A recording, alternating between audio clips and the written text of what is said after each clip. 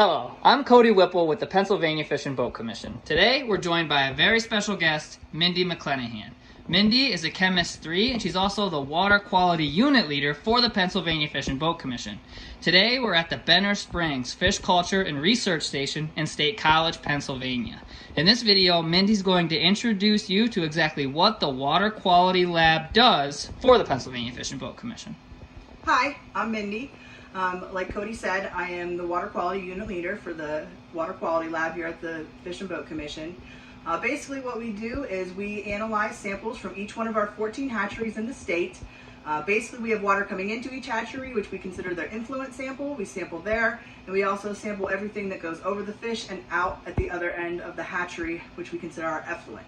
That effluent generally runs into our streams in Pennsylvania, so we want to make sure that we're not polluting the waters with what we're doing here in the hatcheries. By testing that water, we are regulated by the DEP, and the DEP gives us a permit which is called NPDES, National Pollutant Discharge Elimination System. And within that permit, they regulate us on different parameters such as total suspended solids, phosphorus, ammonia, nitrogen, and many other components as well. But those limitations are regulated by the DEP, and that is why we test it. And at the end of that testing, we collect that data and we report that data to the DEP on a monthly basis. Also, to be able to report that data to the DEP, we are an accredited lab. So once a year, we do blind sample testing, which means we get a sample of an unknown amount. We test it through our processes here for the analysis for the different parameters, specifically total suspended solids, TSS, CBOD, which is carbonaceous biochemical oxygen demand, and phosphorus. We do that testing, we send it back, we have to be within a particular range to pass the test, and that makes us an accredited laboratory for those samples. So that is something that is rather important because you have to be accredited to be able to report your data to the DEP.